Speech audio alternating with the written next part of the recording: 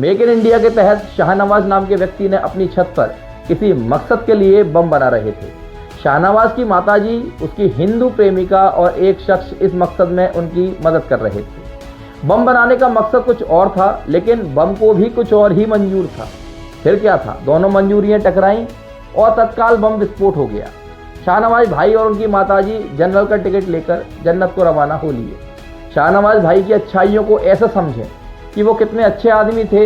वो अगर चाहते तो बम को नेपाल से मंगवा सकते थे, भूटान से मंगवा सकते थे, लेकिन उन्हें पता था कि मेक इन इंडिया ही चाहिए और उन्होंने अपना विस्फोटक अपने घर की छत पर खुद तैयार किया, जिससे देश का पैसा देश में ही रहे। शाहनवाज भाई पहले से ही एबले टाइप के थे और उन पर 9 मामले अटेम्प्ट टू मर्डर के थे। और अवैध विस्फोटक लाने के लिए आप उनकी अच्छाइयाँ भी देखिए कि शाहनवाज भाई ने कभी मर्डर नहीं किए, वे केवल अटेम्प्ट ही करते रहे।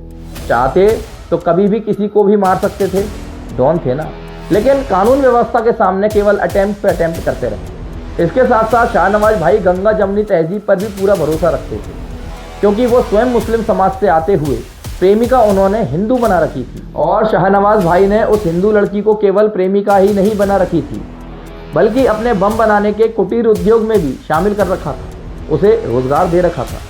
सोचिए, देश से बेरोजगारी को खत्म कर रहे थे शाहनवाज भाई। और सबसे अच्छी बात देखिए कि बम बनाने के इस कुटीर उद्योग में उनकी माताजी भी उनका पूर्ण मार्गदर्शन कर रही थी।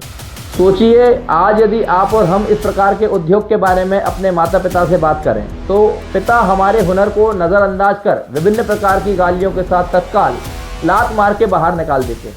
लेकिन इन सब से अलग शाहनवाज की माताजी सुश्री लिजातुन बीवी ने अपने बेटे के हुनर को पहचाना और खुद बम बनाने में उसकी मदद की।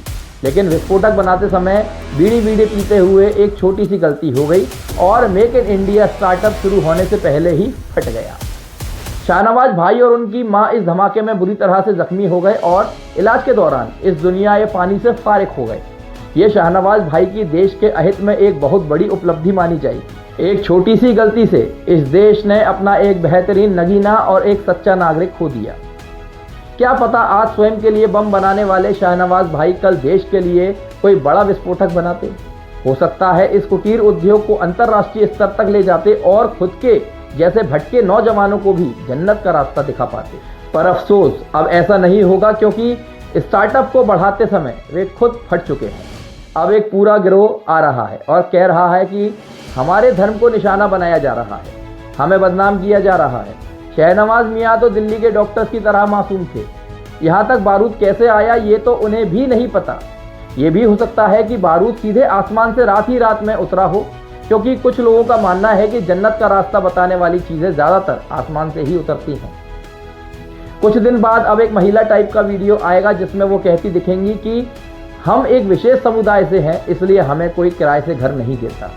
जैसे दीदी को पता ही ना हो कि किराए का घर मिलने के बाद अंदर क्या क्या चलता है।